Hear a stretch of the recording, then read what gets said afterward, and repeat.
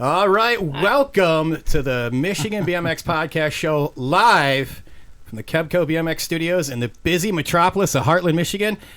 Thank you for joining us. This is Friday Night Live. I am your host, Justin Tompkins, longtime BMXer and lover of all things BMX, along with my co-host, this beautiful, dashing young lady sitting to my left, your right, and one hot BMX mama, that is Melissa Williams. She also is the producer, the co-host tonight, and handling all of our social media. Our other co-host, Chris, he is off alligator wrestling because naked bullfighting wasn't enough for him. So now he's in the nude wrestling alligators. Chris, stay safe this evening. Oh, goodness. COVID's the last thing that guy's worried about. He'll fight that right now and punch it in the mouth. And we also have our sound engineer remoted in from the Heavy Pedals BMX Podcast Show studio in Bertucky. Paul, how you doing this evening, my friend? I'm doing awesome as always, man. It's good to hear. Good to hear that it's still. Well, it's just good to hear that Bertucky's still over there. That's right. It's very good. Man, yeah, we're getting ready to go war with the neighbors, but you know, we gotta wait for this corona bug to get by so nobody gets sick while we're killing each other. Oh well, we appreciate you joining us this evening and keeping track of all things on the mixer board while we do our show here in the studio. And also, Jason's hanging out, watching over us over at the Waterford podcast studio, brought to you by RSVP Wedding and Event Design, making sure that things look good. Thanks again, Jason, for hanging out with us. We got an action-packed show tonight with our Friday Night Live show. So if you guys are new to the show, Friday Night Live is a little different format than what we do on Wednesday, where we hang out here on Friday night. We bring our guests in. We talk some things a little more above and beyond the state of Michigan. We do talk about the state of Michigan BMX also. And our guest this evening, we have none other than Mr. Chris Luna joining us this evening. Chris, say hi. How's it going, guys? Thanks for having me. And we also have Cody Wilson joining us, both from USA BMX. Cody, how are you tonight? I'm good. Thanks for having me as well. It's first time listening, unfortunately, as well. So it should be fun for me. Well, we appreciate you guys joining us tonight. Thanks for taking time out of your schedule to hang out with us this evening. Yeah, no problem. All right. So what we do on the shows here on Friday night, we take a lot of the questions right out of the crowd. So as people are coming in our chat, Melissa's over here. She's grabbing people's questions, and she'll bring the questions in for Cody and Chris this evening. So we'll have questions from the crowd, and we also have some questions for you that we have set aside for you guys already. And again, we'll start with Cody. Cody, what's your role at USA BMX? So I manage our entire track department, which consists of 8 to 10 people doing a few different various things. Most of them are in the track support role, helping all of our sanctioned tracks around the country, everything from their insurance requests all the way to their local racing scheduling, special events, and all support in between. So anyone that's ever been in any form of a position of a track has probably touched someone that works in the track department. And then I myself also kind of watch over the West tracks, so the West region, but ultimately falls under me to manage the entire department. Cool. All right. And our friend Chris, what is it? What's your role? And we're going to come back to Cody after you. But what's your role at USA BMX, and how did you get into USA BMX, and how long have you been there? So my role here is the national coordinator. So basically, I work in all things nationals from the startup of when the tracks get a national, or the buildings, working with the buildings on the scheduling of different things that are going to go on, and running the numbers and stuff afterward. They're actually pushing those on to other ones. I actually don't run those, but actually looking at those numbers and getting them where they need to go and so on. So that's basically all things nationals. At a national weekend, I would actually be in the trailer doing registration, scoring, anything needs to be done in there as well. All right. And how long have you been at USA BMX? How did you get started? Where did you start in the company? What's that story? Well, it's kind of crazy. So the first time I was here was back in 1997. Oh, wow. In 1997, I got a great idea to leave college and move out here and work in the membership department, which is kind of ironic. I'm sitting in the conference room at the office now, and this used to be the membership department.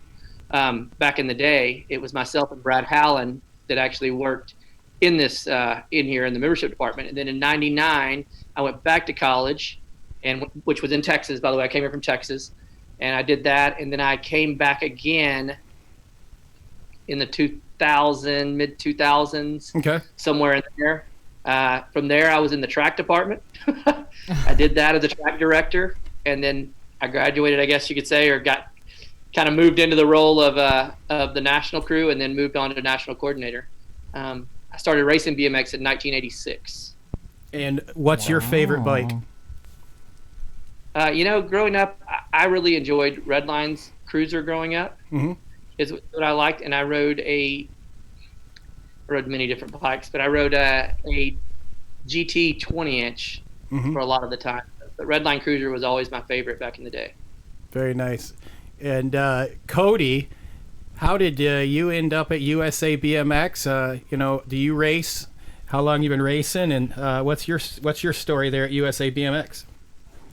Yeah, so was trying to figure that out myself. 2013 is when I actually came here to work in the office. From 2011 to 2000, it evolved to me being in the office in 2013. And prior to 2011, which is the only reason why they know of me, is I worked at the MBL previous to that, and been a racer my whole life. Really, I started in 1984. I was 3 years old in '84, and raced my entire life. Never really stopped. Had a couple slower years, but still raced, and then got pretty heavy into it. Obviously, the last few years, as we're busy on the national circuit and everywhere else, I try to race like one national a year. I don't know. Last year's race was in Curacao, so I don't know that actually counts as a US. That was your one race? I did go race there. Wow. A few different things. And, that it's kind of fun, but a lot of local practicing lately, maybe a national or two this year, but I'll try to at least race something every year. Very nice. And I want to go on record and say the race in Curacao was there for that, and he won that race too. His one race. Yeah, that's why I only do one a year, to just make sure I focus on that one race and still Smart. don't have a losing streak. And you have a perfect record that way also. Yeah. What's your favorite bike that you've had? Man, kind of, currently on a Rift, but previous, if you think of my long term of 30 years of racing, I probably have to go with a Redline. There was a good portion of my life from the, early 90s, the Redline 440s and the Pro lines, and you just go up through that age, and like Redline still sticks out to me as like one of the bikes I've just always had. Obviously up until the last 5 or 10 years where things aren't as important, but yeah, I guess that answer would be Redline. Redline. Nice. And where are you out of, Cody? Are you out in Arizona also? Yeah. I'm sitting here at the office as well, but I'm in my office. Chris chose to go up to the conference room, so we can part ways later. But originally grew up in California, in Southern California, so my whole racing, the large portion of my racing life was in California, and obviously traveling the nationals around the country. Yeah. And you said you worked for the other for NBL, right?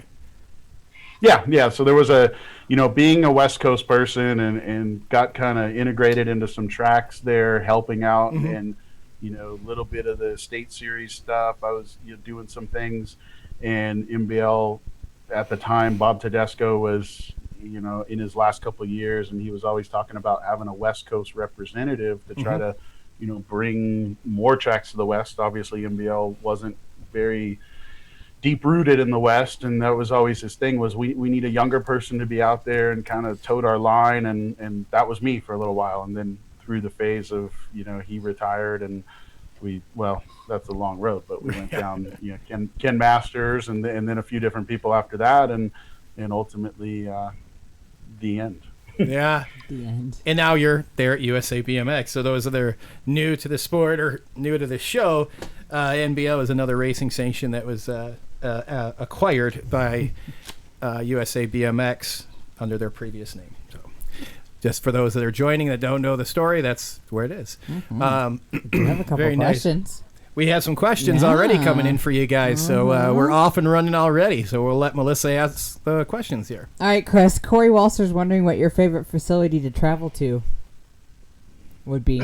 Well, I have two favorites, and I know I shouldn't have favorites, but I've got a couple of favorites, and it goes back to when I was a kid racing and traveling the national circuit, and doing all that. My favorite track to go to has always been Rockford.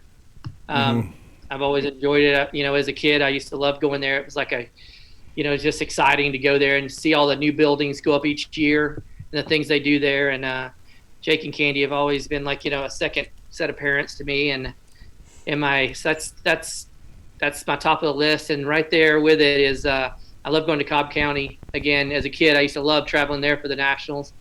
But we go to so many great places, like I said, Rockford, and then Cobb County with Margie Hatfield. I love going to those two, but there's just a lot of good places we go. But yeah, those are my favorite two, and it has nothing really to do with work. It's more just as a kid and just growing up and looking forward to those nationals each year, traveling from Texas to race those events. And it's just kind of stuck with me. Have you been to either one of those? I've been to Rockford, Illinois. That's a really, really nice place. Yeah, I've heard that. Real nice. Cody, what about you? What's your favorite facility to head out to and hang out at? Yeah, I'll just it's Louisville, Kentucky. There's his NBL roots. Obviously, being an NBL kid growing up and working for the NBL, the Grands, that was where the Grands was, so it's kind of a special spot for me. And then to take it one step further, it's really one of the first times I worked with all the ABA USA BMX staff as we ran the last Grands. It was dubbed the Grand Finale, and it kind of just segues right into what we currently do. And I still feel at home every year when we go there. These guys can tell you that a lot of times I go driving around that city without a map because I just know every back road there, and that it's weird. Never really lived in Louisville, but I kind of call it my second home because I've been there so many times for BMX races. Crazy. He gets so frustrated when we go there for an event, because I'm so used to driving everywhere on my phone, But when you're in Louisville, Cody, you can't use the GPS because he doesn't need it. So he can take us anywhere it is. You would think he lived there. He knows it so well. Huh. Did we have any other questions? Oh, yeah. Sorry. Oh, we got plenty? All right. Got distracted there for a second. Jay Kearns is wondering if either one of the guys can give us an update on the progress of the new USA BMX facility being built in Tulsa. Yeah. Obviously with everything going on, there's a bit of a construction, kind of debacle, so to say. Things are a little bit slowed up, but it was still in the bidding phase for a lot of the work. So the bidding things are still happening. They're moving forward, and I think it's actually next week. If anyone's looking to, is in the construction line of work and in the Tulsa area, they'll probably see a bid go out that is for some pieces of the construction, because the city has to bid all that out at prevailing wage and do all their things that they do. So that's kind of the stage it's in for us. A lot of pre-planning of different things of like what the Hall of Fame will look like there, and the track has some early sketches of what the track, and more so obviously a track's not the most complicated part. It's the timing wiring that goes underground, or some other things that we're trying to do to make this a world-class facility. So we're kind of in that phase. It's still slated to be open in 2021, but I think we're cautioned in saying where that actually stands, because no one knows what construction looks like in the next 6 months as we go through the coronavirus crisis. So Yeah, that's about all I know of it. Maybe Chris knows a little more or something different, but from our side, that's what I know in the track department and sitting alongside BA and some of these conversations about Tulsa. Yeah, I can't even add anything to that. You nailed it on everything there, Cody. I mean, I'm in the same know as you are on that, so that was all great. All right, next topic. Daniel Bennett is wondering if there's any plans or talk about using transponders for the Nationals so that we would know who has the weekend bragging rights. We're going to go to Cody, too. You could talk a little bit about that. Not necessarily for racing, but for actual tracks that may be coming down the pipeline. Yeah, I think we're a bit further away in terms of transponders for Nationals as a whole, from entry-level novice riders all the way up to experts. But some of you may have seen him walking around the Grands. Kai and Sai Sakaki Bar's dad, Martin Ward, which owns Score's timing system. Mm-hmm. He was there more or less to kind of see every aspect of how we run the Grands, from our race management system to registration, everything that we do, because they've got a real hope to try to bring their product more into the U.S., like they have in Australia and some other places where local tracks are using them on practice nights to keep riders more engaged in terms of lap counts and this and that. And obviously, if the population grows to a point where there's enough timing systems out on bikes, we might look at exploring putting something down at the national level so that at least what your lap times are. But those all kind of sit in Martin's business plate as scores, and more or less, he's looking at the U.S. market. Our role in that, we're not sure where that sits, but we're definitely looking at some pieces with our race manager software, where at least if a track has the score system, they have an easy way to integrate it into ours. But I think for the question of nationals, we could go right back to Chris on this as far as how we currently score a national in our business model, how we do it. I don't know that we're there to fit in exactly with transponders yet. Yeah, 100% on that. What Cody was saying, I think it's going to be a cool tool once we gets it rolled out for the local level stuff, and to be able to go out and use it for a training tool at this time. Like I said, I'm with Cody. He and Martin have talked a lot more than I've been involved in, but I don't think we're anywhere there as far as scoring nationals off of that. Yeah, and like Martin, he's in about a 2-week window communication with us, so we're still communicating with him a lot. Just in general about what these look like in the future, but we got to remember that the U.S. market's a little bit different than they do it in Australia and other places where they've rolled it out. Because what he's doing there, like, you can't register for a race, even as a novice, unless you have a transponder on your bike. So it's another barrier to entry that I don't know that we're ready for yet in the U.S. markets at the U.S. tracks. Have you had, I'm going to put my TO hat on for a second here for Waterford Oaks. Have you had TOs reach out to you about that? Because I look at that as a TO that, with some transponders, that's maybe a few less people I got to try to recruit. And like you were saying, how to would integrate with Race Manager. So I have some friends that race RC cars, and I've watched that and wondered when it was going to make its entrance into our sport. But knowing there's obviously an additional purchase to have that, and so on and so forth. I look at that as a TO, like, hey, that's not a bad thing, because it's a couple less volunteers that I could move somewhere else possibly. Have you had TOs reach out to you with that on it? Yeah, Goodyear BMX here in Arizona, about 45 minutes from our office, it currently has the system. I think that was strategic on Martin's part so that we could see it because we're close. But and Rum River has purchased it as well. And they have it fully working. It's kind of a fun thing to go check out at their track if you haven't been, or even just check it out online. Their Facebook has some stuff about it, but they're actually loaning transponders on a nightly basis for a rental fee, and you can visualize and see all your lap times on their scoreboards around the place. And if anyone had been to Rum River in years past, they had some timing strips, and if you got in lanes 1, 3, 5, and 7, you would be, you'd have a lap, or not a lap time, but I think it's like 100-foot time or something show up on the board above you, but you'd have to know what lane you were in, and once the next person went by, it was already gone again. So they switched to the score system, and we're going to be talking with those tracks more about how it's actually implemented, what were their total fees, what are the downfalls to it. Obviously, I mean, from a race perspective, if you can score it, yes, you start getting where you don't have as many volunteers, and that becomes a little bit different dynamic. But to do that, you also have to have everybody on them, which means your brand new novice kid is coming up to the window and you're telling them how much a transponder costs and how much a membership costs. So that's just, everyone's trying to think through that in their head and figure out what the best scenario is. Is there a number on a cost? And I don't want to put you on the spot, and if you don't know, we don't know. In the corporate world, we like to say we'll parking lot the question. Is there a approximate number on what a transponder runs?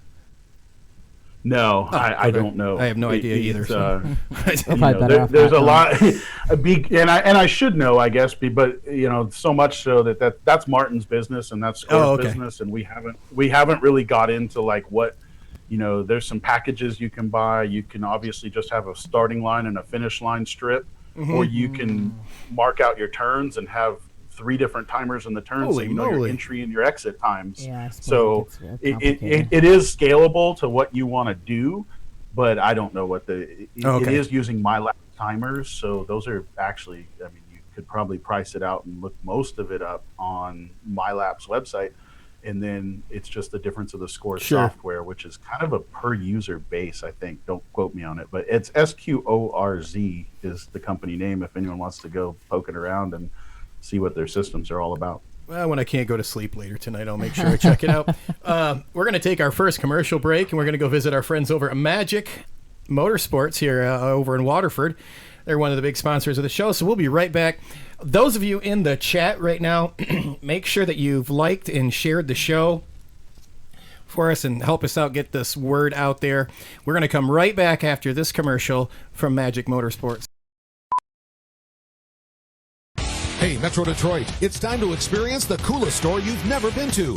Magic Motorsports in Waterford. Discover over 40,000 square feet of savings. From motorcycle parts, accessories, and service to hoodies, coats, jackets, and sunglasses from Oakley and Spy, and so much more. Looking for that perfect gift? You'll find it here. Get big discounts on everything every day. We also carry the area's largest selection of BMX bikes and accessories. And we change motorcycle tires while you wait. Magic Motorsports on Dixie Highway just west of Telegraph in Waterford.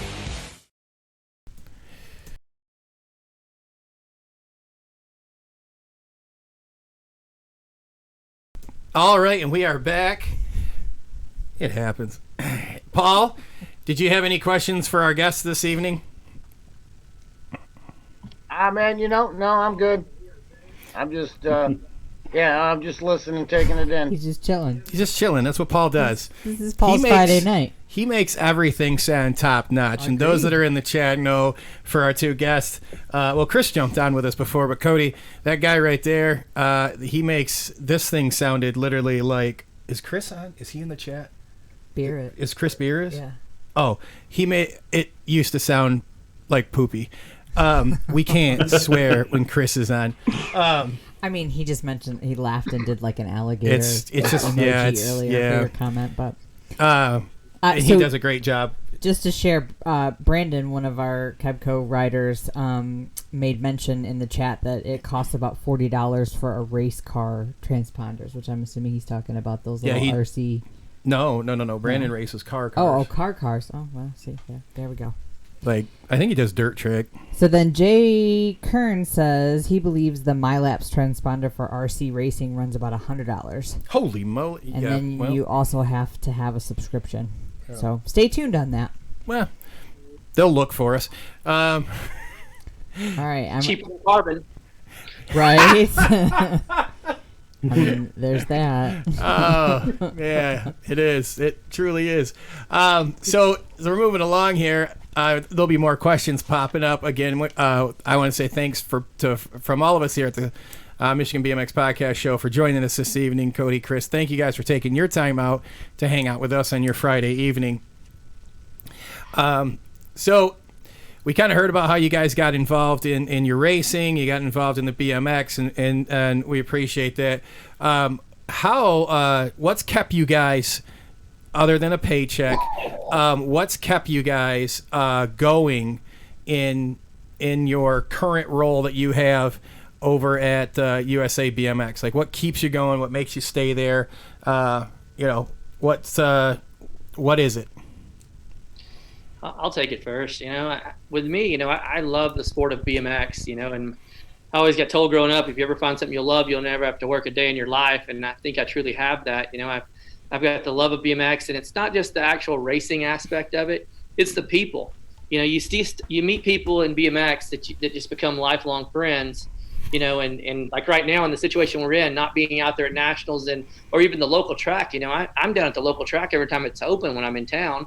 I've got a daughter that races, I'm down there volunteering, whether it be doing signups, whether it be scoring at the finish line. I mean, I'm at a track literally just about every day of the week, and I just love it. I couldn't imagine not doing BMX. There's nothing else that I can think of that I'd want to do, so that's my story. So quick caveat to that. Your highest proficiency raced and most memorable accomplishment. Oh boy, you're going heavy. My highest proficiency was A Pro. Dang! That's what I did. Yeah. That's the highest I got. My highest national number would have been NAG 2. As an A Pro? I went in. No. Oh. As amateur. As A Pro, no. My career was kind of over when I got to A Pro. I did okay. And somebody's gonna like this comment on here, but I can't think who was under. I saw a comment already with I think it's Brian Wilson. I did really well in Pro Cruiser one year. He did ask about bringing that back. And I was always better on a cruiser, and I did really well in Pro Cruiser one year, and I think I ended up like maybe national 5 or 6 in that. Hey, nice. But it was when it was dwindling down. In all respect, it wasn't when it was the cream of the cream. It was dwindling down then. But my highest accomplishment as far as BMX goes is a national age group number 2, as far as an amateur. Lots of states, Gold Cups, different things like that. But 20,000 point club. But that's now. Before we throw over to Cody, explain that 20,000 point club, because I literally know. Well, you'll be the second person I know. The other one is Thrillbilly Tom out here. He's in Ohio. Tom. He used to win that thing. But explain that, and then explain the kind of work that it takes to get that. It was about, where I was located in Texas, the closest track to me for quite some time was like an hour and a half away, and we were racing about anywhere from 6 to 8 times a week. Dang. It was nothing back then. You'd leave. My parents would pick me up from school on Friday, and we would drive to the Dallas-Fort Worth area and race Friday night in Fort Worth.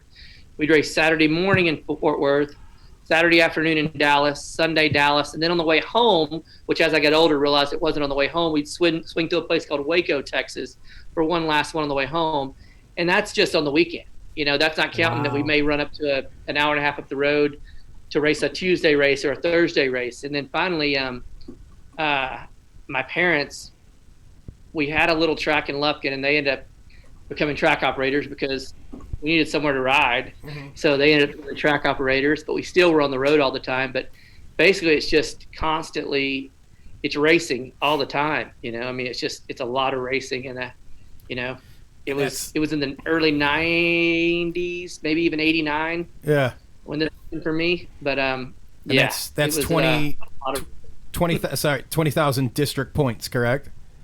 Correct. Yeah, so that's a lot of local racing, a lot of nationals, a lot of all racing. Yeah, that's back when the national points went right into the district points as well. Mm-hmm. So some of those came from there, and obviously states, Gold Cup, any kind of points you can get back then went into your district points. So it was interesting. I was District 1 many years, but my parents they have a closet full of, still to this day, they have a closet in their house in Texas that's nothing but like district jackets, Gold Cup jackets, Nice. state championship jackets, Letterman's jackets from back in the day when they used to give Letterman's jackets for cruisers, and then open the Letterman jackets. So yeah, it's just a closet full of jackets that they've never gotten rid of. Nice. Now, Cody, same question, and that was what's your highest proficiency that you raced at, and your biggest achievement racing. Yeah, so it was expert, still expert today, but Shout not out as so much. fast anymore. But Career. it was expert, and where, geez, man. So 2007 Canadian Worlds, or the UCI Worlds in Canada. Yeah. That was probably my best accomplishment, I guess you could say. It was world number 3.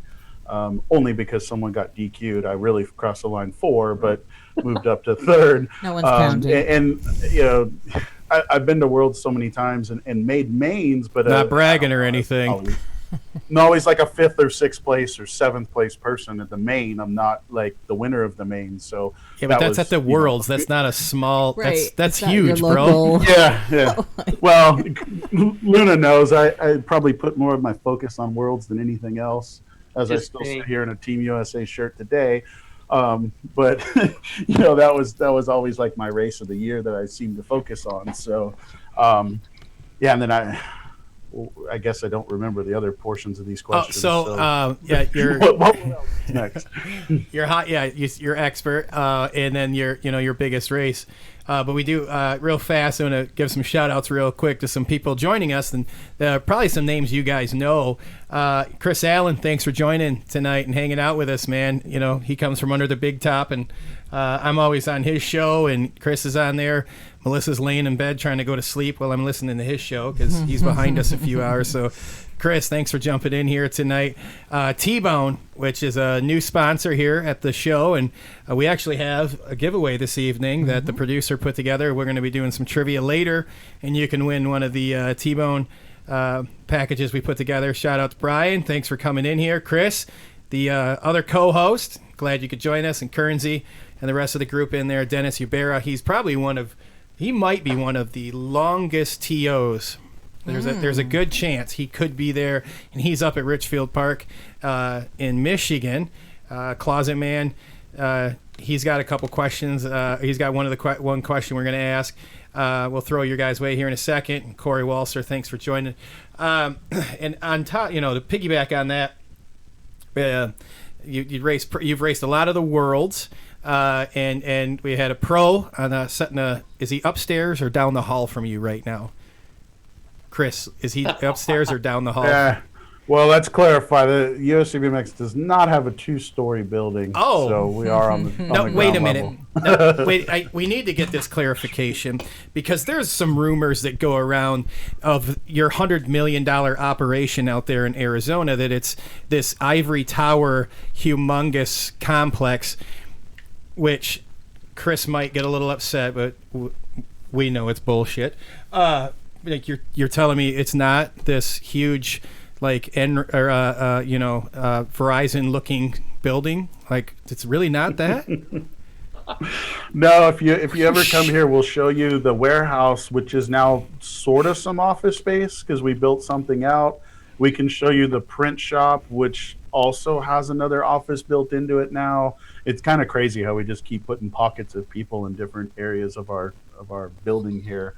I sit in an office that there's a bunch of cubicles lined out outside me.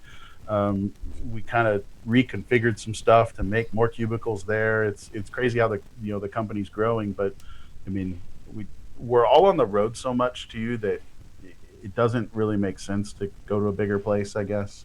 But yeah, no, it's not a 5-story How many building. Ferraris are in the parking lot? Because that's the other thing too, is that everyone seems to think it's such a huge operation. It's just printing its own money. Bullshit. Yeah, I can't find those still. I think Luna's got a matchbox. He's got a matchbox on his desk, I think. And if he doesn't, we'll send him one. Luna rode an old beat down Swin road bike into work today, so That's awesome. Love it.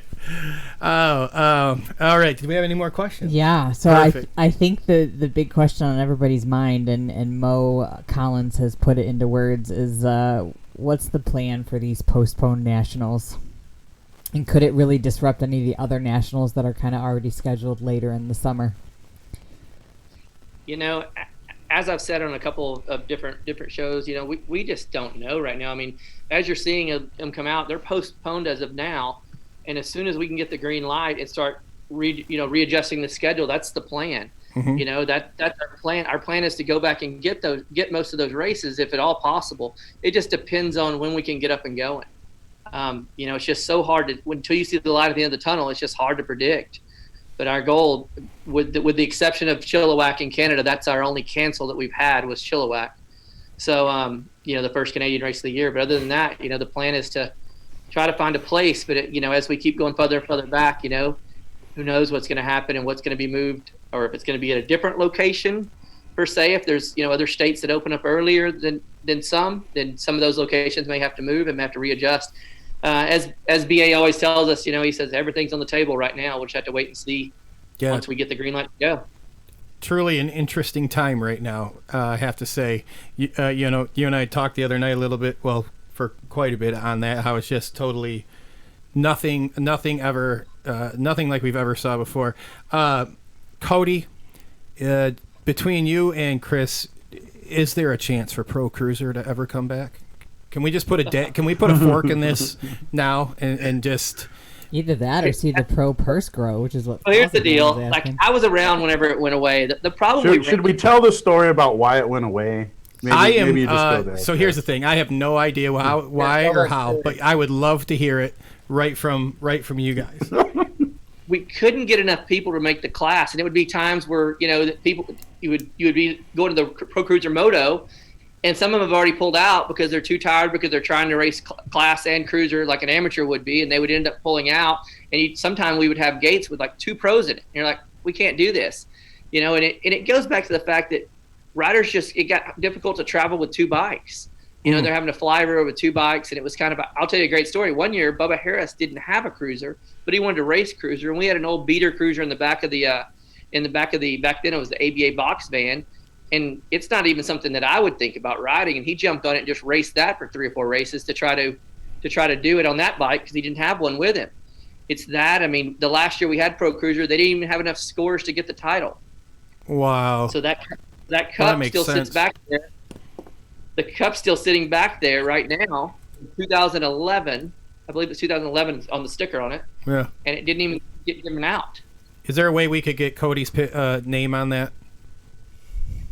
You know, if I'd have known what his performance was going to be that high in Curacao, I would have taken it with me and we could have presented it there, because those people would have went nuts. There you go. So basically the demise was just not enough entries then. Right, it just wasn't making, you know, and so I can't answer the question if we're ever going to bring it back. I mean, obviously that wouldn't be mine or Cody's call to make, but if you're asking me to look in the crystal ball and predict it, yeah. We could probably could talk to T-Bone, and maybe they could sponsor like a couple stop pro cruiser series. We'll brainstorm some ideas there. Hey, we'll give T-Bone a plug real quick too. You know, Justin, when we were talking about how comfortable those shirts are, right? And I was like, it's 100%. One of my favorite shirts. I wear it all the time. You can ask Cody. I wear the T-Bone shirt that he gave me at the Grands like all the time. As soon as after we talk, I spill something all down the front of my white T-Bone shirt. T-Bone, hey, Brian, send him a care pack. Luna needs some new product. If he doesn't, we've got one here for you. Yeah, it was just ironic that you and I were talking about that, and then that happened. Oh, that's too funny. And I appreciate you jumping in and saying that, because I'm sure there's a bunch of people saying that's just Justin saying that. But no, like legit, the stuff is really good quality. Mm-hmm. It's good stuff. Yeah. Did we got any questions over there? Yeah. So there's a little chatter about Grands. Oliver was kind of asking if the Grands during Christmas this year, and then Dennis Hubert actually had asked if USA BMX had ever seriously considered having a New Year's Eve national to replace the old Christmas Classic. So I don't know how well those go together, but some interesting points. I like Yogi thinking about the Christmas Classic. I'm with you, Cody. Cody, shout out. I'm an old NBL guy with you. We've had that come up a lot. People would love to see that come back. I live both sides of it. It was so fun as a kid growing up to look forward to. I really think it was like Christmas Day a lot of times when we fly. If I remember, I remember opening presents and going to the airport, but then I also, was the other side of it, and had to work some Christmas classics as an employee, and it's kind of crazy. You're there the day before Christmas. It's definitely a weird thing.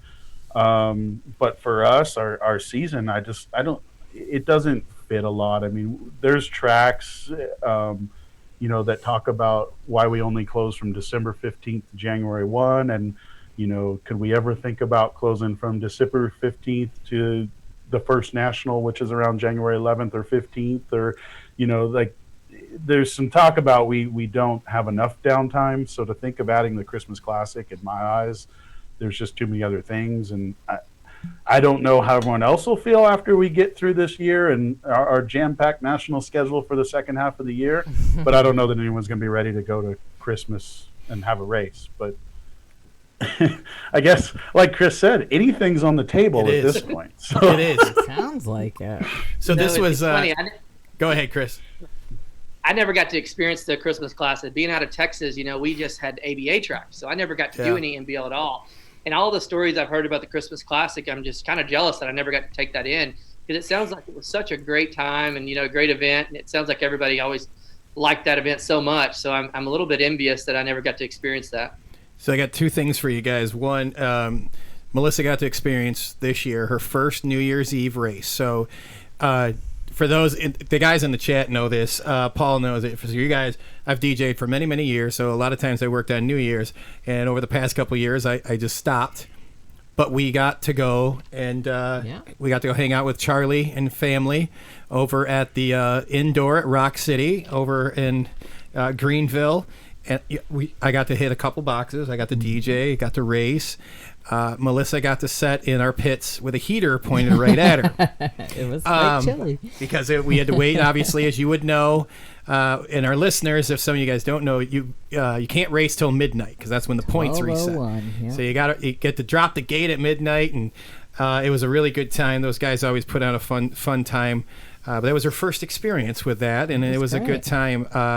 And the Christmas Classic time, I've got so many stories, and I'd love to hear you guys in the chat tell us your favorite memories from those from the Christmas Classic race.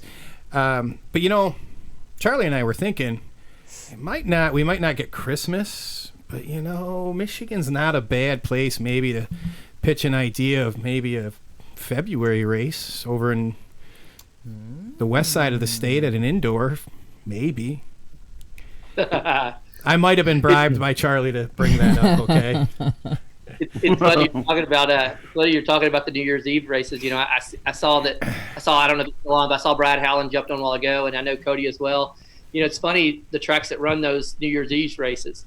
You got to think a staff member has to be able to be ready to go when something goes wrong with the program or anything like that. Yes. So those calls come late at night. And those guys are obviously. Celebrating New Year's or whatever, and having to break away and actually, deal with it and go on. The track directors, their job's never done. No. So. And Chris Medler and crew, they did a good job. They hooked up a great big screen TV. We piped in I think one of my DJ computers. Like at last minute, one of the other kids and I are punching things in, and we're getting it hooked up, and we had the countdown, and we had a big long cable dragged out to my speakers, and it was a good time. It's most of the stories always go with BMX. It's never perfect, and that makes the perfect time. It was a good night. We had a good time, and we appreciate everything that they do over there. Do we have any questions there, dear? Well, Brandon was bringing up a point. Times are really different, and we're all kind of unsure about things. But he was kind of wondering if there might be any compensation for membership dues for not being able to race, or maybe a deal on next year's membership, or if anything like that was in the works. Yeah, I mean, all of those things, are being talked about. The answer of what it is, I don't know. we're just getting to that point where, you know, obviously things started to slow up in March. There were tracks that, you know, kind of ran some sort of modified race, or they were still getting in their local racing in middle to late March. And then it really started to hit right there at the end of March. And obviously now we're working through the whole month of April. But most of the tracks, you know, other than the 80 to 100 that were open in January and February, which were West Coast based or, you know, good weather areas, you know, we're getting into May where more tracks would have been open and really, you know, we'd be at full capacity on track operations. So that's really at a time frame where we're going to have to start taking a look at the membership and seeing what they weren't able to consume, which should have been a part of their membership. And, you know, I don't know what that looks like in form of, you know, an offer on the renewal side, or whether it's an offer on the back end pre to your renewal. We just don't have any of those answers. Well, makes sense. I mean, and it's not that we're not talking about it. Yeah, I think it's good to know the conversation's happening. Yeah, and they're happening, but, you know, the uncertainty, I guess, is where we sit with most everything. I mean, we're sitting in a spot where we don't know if, you know, the end is May 15th, or is it June 15th, or is it July 15th? So it doesn't make a lot of sense for us to come out with what the compensation is, and then it goes till August, which if that happens, I mean, that's, well, we're talking about other things at that point, but sure, you know, you know, I think everyone in the world would be if it went that long, but, you know, if things like that happen, you know, then maybe what we looked at in March as a compensation might not be equal to what they ended up missing. So we're trying to figure that out. Well, we really appreciate that honesty, and if it helps at all, probably can get some Michigan BMX podcast stickers. Once you actually order them, just might help. We have to do our part. Okay, that's gonna be your incentive. That's what I've got. I mean, no money back, but here's your podcast sticker. I like it. I'm just saying, I'm all about marketing here. We do have, what was Craig? Craig had a really good question for the guys. Chris, Brian, do you guys own any of your bikes from your racing days? Still own, yeah. Yeah. Do you guys still own them? Thank you. Chris and Cody. What'd they say? Chris and Brian? Who's Chris? Yeah, those questions are for us. No, I was like leaving in the garage. I don't know. I didn't really keep any of mine. I have one frame, and it was like a custom built frame that, you know, nobody's probably ever heard of. It was a guy named Doug Wolf that was making one-off aluminum frames, and I kept that one, but that's all I got. How about you, Chris? I'm guilty, man. I wish I had half the stuff. You know, you just didn't know. I wish I had half the stuff that I had over the years, but I don't. I have nothing that I used to have. I've got some old gears and different stuff like that, you know, just some odds and end parts. Again, well, I don't even have, my parents have those again up in the attic and just kind of tucked away. Every time I'm in Texas visiting and I find something new, I'm like, oh, you still kept that? But as far as frames or bikes, God, I wish I would have kept a lot of stuff. I just failed. And I'm in the boat with both of you guys. I recently found out what my first I don't want to know bike that I got, and it was like a hand-me-down from some dudes. That was a Hutch Trickstar, the OG one. Talking like, yeah, and like, yes, and it was baby blue, which I have found it was either a rare color or just whatever. It just meant more to the collection community. And I when I moved out of my parents, I literally put it at the road. Oh, wow.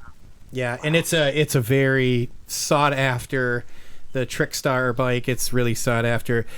Craig's probably crying, calling me Brian. I don't know where the hell he came up with Brian as a guest on the show, but Craig is going to be very upset that bike just got left at the side of the road. Yeah, we are going to take a quick commercial break. We're going to do 2 commercials, come right back. We're going to knock them out of the way with our guests. Great conversation so far, you guys. Don't forget to make sure you like the show, share the show, let your friends know that you're watching the show, and we're going to be right back with our guests, Chris and Cody. Here we go. Our SVP Wedding and Event Designs. Anything you can imagine under the sun for your wedding, corporate event, parties, or even private events. Winner of the prestigious Best of Weddings by The Knot. Family owned and operated by some really cool BMXers. Call them now, 248-301-5522, and tell them that the Michigan BMX Podcast Show sent you. Hey, now that I've got your attention, I want you to look at some cool stuff that Kebco BMX has to offer for you. Just check these out. Some rad t-shirts. If that's not your game, we've got plenty of hoodies to offer you. Make sure to get those hoodies. Want to keep your ears warm in these cold months? We've got hats, we've got beanies. Make sure you slide over and check us out at KebcoBMX.com and buy 2 because you're going to like them that much. And we are back, and we want to say thanks to RSVP Wedding and Event Design LLC. We appreciate them, guys. Big supporters of our show. From everything from giving us the mixer board that runs the show that I curse at before the show starts. If you're ever a guest on the show or just come hang out, you will hear many curse words that Chris Beer will not approve of. But we do appreciate. He had a dump button. He does. He does. Too bad we're live. Yep. But RSVP, we can't thank you guys enough. That everything from cables to mixer boards and all sorts of stuff. Thank you guys. If you're here in the Michigan area, if you're up here in the Mitten, we've done events and we've done weddings all the way over to Chicago. So get a hold of them, and they'll be able to figure something out for you. And of course, Kebco, Jake Mackwell and I's dream team. It might have turned into a nightmare, but make sure you hit them guys up. The day. Yeah, KebcoBMX.com. Pick up your shirts, pick up your hats, pick up your hoodies. Help out when you're helping out Kebco, you're helping out the Michigan BMX Podcast Show, and we really appreciate everything that they're doing. And we got a quick little bit of news coming in right now. So for our regular viewers, you guys are going to recognize this. The Capital City Family BMX Gang over there, they're doing a raffle, and they're giving away. You got your pick. You can take the PK Ripper or you can take the push bike. But they wanted us to let you know, and I really didn't have time to update it in the slide because we got engrossed in conversation before the show started. It happens. Or some cables might have got plugged in the wrong area, either or. But due to the COVID-19, what they're going to do is they're going to extend the giveaway until May 9th, which is actually their scheduled first race of the season. Registration currently is set from 4 to 5:30. We'll be having the drawing live right there at the Capital City Friends and Family BMX track. So make sure if you're not there to tune in, and you can actually see the drawing live right from their Facebook page. And big thanks again to Scooter Holt Pro Cycle. He put up, his bike shop put up the 2 gifts that you can take your pick of winning. Again, it's only $5 to get in.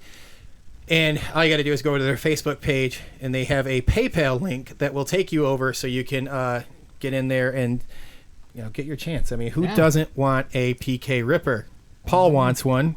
He has one. Don't you? Oh, yeah. Yeah, I thought so. That's Yeah. Hey, we got to work it's like on the greatest bikes ever, man. Well, Or at least mine is. all right, and now we're back to the guests that we have. We have Mr. Chris Luna and Cody Wilson, both from USA BMX, and we appreciate you guys for joining us this evening on our Friday night live show. And did we have some more questions from our guests? We do. Fantastic. All right, guys. Brian Wilson, I think, has another really big question. What's the most important thing that needs to be done to help attract new riders?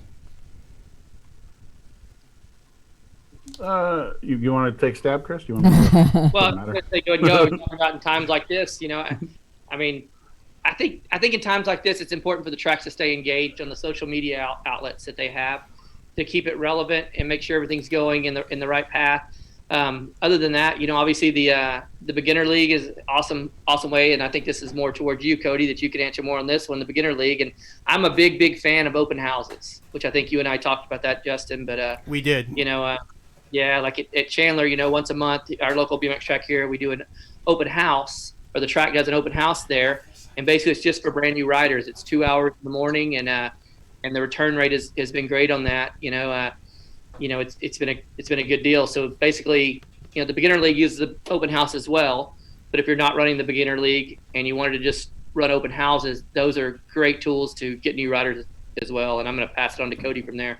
Those are great ideas. And I was kind of thinking of this as two different things. I mean, obviously we can talk about the always of like what are good ways to acquire new riders for tracks, but there's the current phase that we're living in, which is, what are we going to do to get new riders? And we've got a lot of different things in the works, a lot of different things happening. And I think publicly, one of the things everybody's seeing is as you go out to the grocery store or go wherever you're supposed to go when you're not supposed to be going anywhere, you notice that, there's people on bicycles everywhere you look. There's kids riding bikes on sidewalks and everywhere that never had a bike before.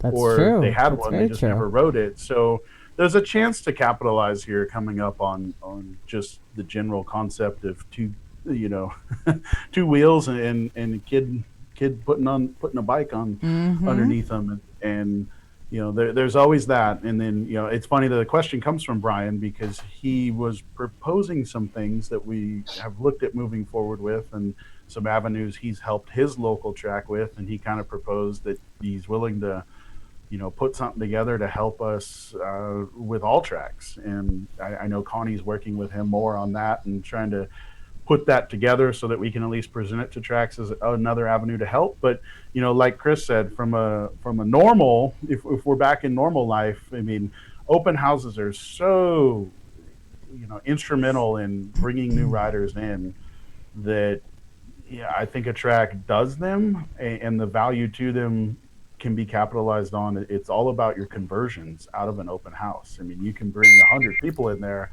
but let's figure out how to convert 100 of them, or even 50 of them would be great conversion for tracks. And we saw that with the BMX Racing League, and we're still, actively, the BMX Racing League is 100% going. Obviously not much going right now with it, but a key to that is the open house and the way we advertise for that open house. So last year, some tracks knew that we in the track department were testing open houses at a promoted level where we're doing Facebook advertising to acquire signups to go attend the open house, and then we leave it in the track's hand to run the open house, which we all know from the USA BMX office that our track operators are the key to it, and we know that they're very well at taking a kid that walks into their track and figuring out how to make them a member. So we were just doing the front side of let's do the work to get them to the track for the open house, and then let the track operator do their magic. And that's worked well. And we've got some training that's gone out to tracks for specifically kind of a relaunch after coronavirus and different things that they may need to be thinking about. And one of those is a package we put together to offer them that assistance in the open house, kind of packaged together with a full promotion and a membership to give away with it. So that is available. Tracks know that that's an option as we move out of this coronavirus phase and back into regular life. But I think those are key things for us as a company, and all tracks moving out of the stay-at-home orders. Yeah, I want to touch on one other thing too, just while we're at too. It's funny. I see Colin Stiles is on here, and he had a great post the other day. He was delivering for Amazon the other day, and he delivered a balance bike. Out there, and his whole thoughts were, I wonder if they're going to get onto a BMX later on. And I found myself thinking about that too. That's really cool in these times. That somebody's ordered a balance bike for their kid. They're at home all the time. Get them started early. Another thing is the bike shops we're talking to and stuff like that, like around here. Sales are up as far as maybe not on the BMX side, but in cycling in general. Gork that works with us, his brother has a bike shop in Sacramento, and he sold 9 BMX bikes this week. Wow. And that was one of the things that, he sold great. 9 that were actually specific to BMX racing bikes. And it's just, how do we get those people once we get back up and going to the tracks, and just making sure that we're, we're thinking about that and coming up with ways in here and visions to get those people to BMX tracks once we get back up and going. But, like Cody was saying, people are out everywhere, at least here in Arizona. I mean, it's nuts how many people, that you see out on the bike paths and on the mountain bike trails right now. And people are kind of doing it as a family. And if we can, BMX is a family sport.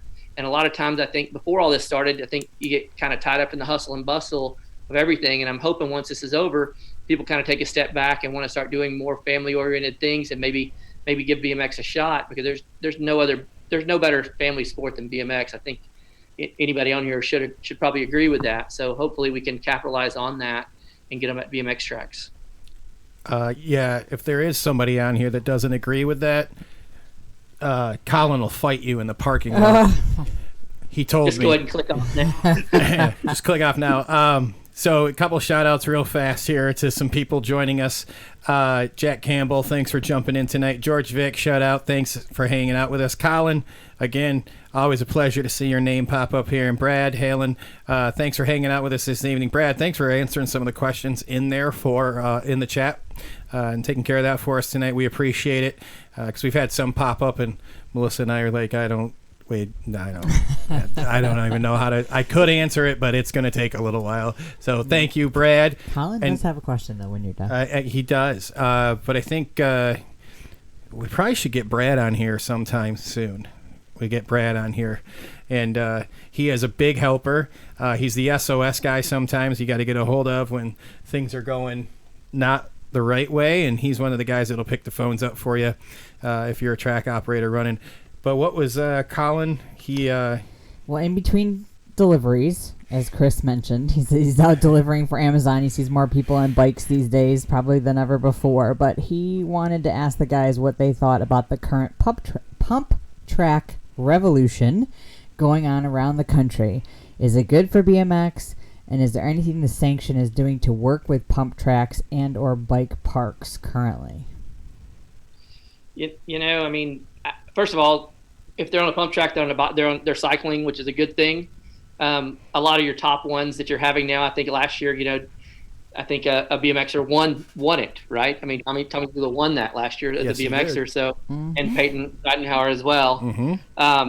So that's a great thing, that BMX is kind of going that, that some of the BMXers are going over and taking it on.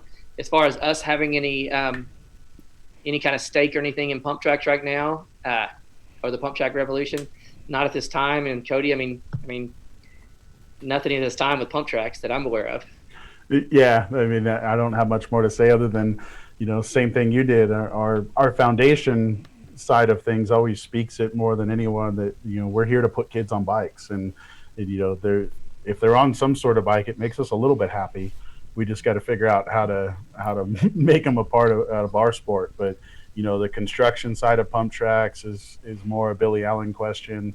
But I know that we're not necessarily in the construction business, so that's not something that kind of tickles us just yet. Wait, you're not in the construction business, and you guys don't have Ferraris and Lamborghinis or a 30-story. This is blowing your mind, aren't they? Well, I mean, if you just listen to Facebook, and all these rumors put to rest. Got to be true, right? I mean, it's on social media. I read it on someone's post somewhere that whatever. Anyway, I did have a follow-up question for Cody. You brought up the USA Foundation, and this is something I really dove into, helping out up at Richfield and then transitioning down to Waterford as the TO. It's amazing, first of all. It's crazy what you guys do. But I wanted to let you explain, and Chris jump in too, what exactly is the USA, the USA Foundation or USA BMX Foundation, and everything that it offers, tracks and riders and participants. Well, Mike DeVarney explains this much better than any of us. He lives, breathes nonprofit foundation stuff all the time. You've probably spoke with him because you've looked at pieces of that or tracks do. Mm-hmm. So he's going to find this and chew me apart for the way I explain things. But he's very particular on how he chooses to explain everything. But our foundation is our nonprofit arm. They're separate employees there that their sole goal is our exposure, and they do that through different avenues. They try to find people's passion through cycling. They're doing that in the avenues through schools, which is their STEM and STEAM curriculum. uh, that word goes around so much now, but science, technology, engineering, and math. And then the STEAM one has the arts as well. That's what the A is. So they've developed programs that meet school criteria for STEM and STEAM, and they're in schools with these BMX programs that meet that criteria. So, the best example of the STEM program is they've got a kit that goes out to a school with bikes.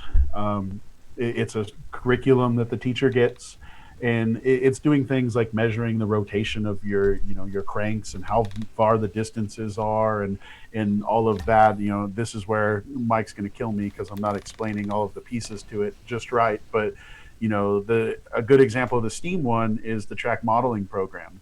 We've got a home track modeling program going right now, but in schools they do that by taking a visit to the track. The kids actually go visualize a track. They put their hands on it, they touch it, they feel it, they ride it, so that they know what they're supposed to build. And then they go back to their classroom, and we've dumped dirt at a school, and they all get their shovels of dirt, and they build scaled BMX tracks down to, I don't know what the math is on the scale, if it's a 1/10 scale or what, but everyone's seen kind of those pictures of those. And then we try to bring in a BMX related judge. In Southern California, we've used Toby Henderson before to go out and judge them on a Friday. And, it really activates the kids, and all of them walk away with flyers to wherever their local track is to go back and do it. They've also got reading programs. You see them at the Grands with the Read to Ride stuff. They've got their hands on a lot of different things. Summer camps, community summer camps out at, different places, not necessarily YMCAs, but cities that put on their own activity rec stuff during the summers. They go in with camp stuff there as well. So they're doing a whole lot of things. Sometimes, people look at it and go, oh, it's just the USA BMX Foundation. They do the Race for Life and the Bob Warnicki Scholarship. And that's about like a very slim piece of what they do. What they're really doing is, putting Justin Posey into schools before nationals to talk about BMX and share his story and how he got to where he is. And then again, give those kids flyers or field trips out to the national. All of that stuff's happening, on the back end or front end of a national, a lot of the nationals. So you can go on forever about all the different little things that Foundation puts their fingers in and does, but it's a great tool for us to give something else to tracks as another avenue to get our foot in the door somewhere for some advertising. So before I throw it over to Chris, I wanted to say, it's amazing because you guys have really come up with something that is completely layered in so many ways. And at the end of the day, it just really shows BMX to a whole group of people that was never, or maybe would never be touched and exposed to the sport. Because you constantly hear, so this is always the funny thing that comes up all the time. When you hear about, back how we used to have local races with 80 motos. Awesome. And you'd hear, wow, we used to go to schools. Awesome. Well, you just can't do that these days. The time isn't there. We're stretched as people so far and thin that this program really addresses that, public awareness of your track and of the sport. My last question for Cody before we throw that same question to Chris, if he wants to add on to it, is how does a track, if you got like a new TO, for example, which, here in Michigan we got a few new TOs, how do they reach out and utilize this? Is it in the TO page, or do they make a direct call? Like, how would that happen? Yeah, multiple ways. I mean, first, the foundation they're housed inside this office. So that was one of those pieces where I said, hey, we've built on and we're continuing to build on. So they're back there. There's three of them in an office back there. And, they've got phone lines and emails, and you can always reach out to them just like you would any of us at the staff. But, there's some other ways they're trying to really connect the dots with tracks. And any track operator that gets our emails have seen recently that the foundation has asked for track education liaisons. And those are people that you feel at your track, and it may not be someone on your board or or even someone that, you know, helps regularly, but it's a parent that might be a teacher or someone that has that, you know, connection to a school.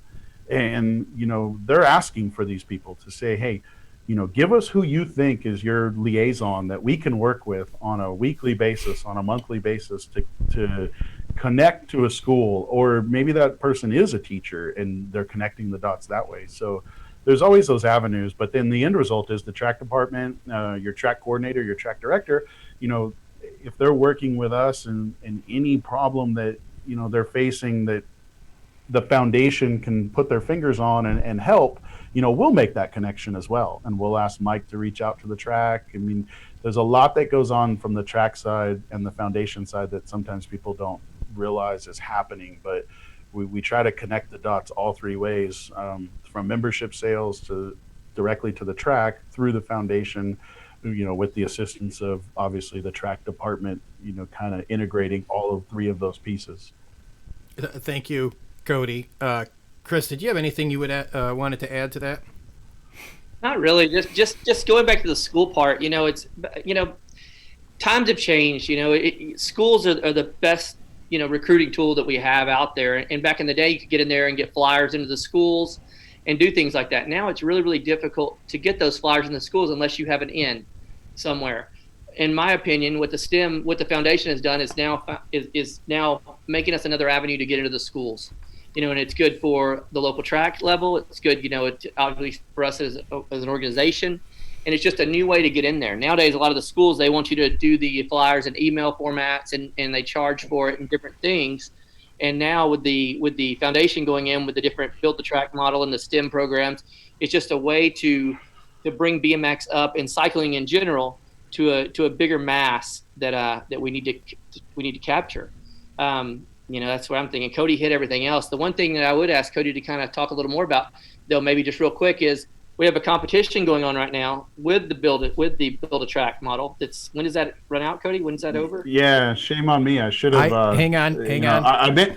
I can get it. I got it saved on my desktop here on my other computer. So. Yeah, no, I've got it too, but shame on me for, you know, quickly bypassing it. As I talked about the foundation, I said they did have a at-home track modeling program. I love it too. Now. It's a great program, and it is. It awesome. Was an idea that obviously, as soon as we know, hey, everyone's stuck at home, it's definitely a venture we wanted to go down, and we just weren't 100% sure, you know, which direction to take it. And Mike and I sat and talked about it. We said, hey, let's put this in the track's hands first and let the tracks engage their members locally through this contest, and then let each track submit their winner to kind of the national competition, and then that's where the foundation will be judging. So the first portion of it is happening now.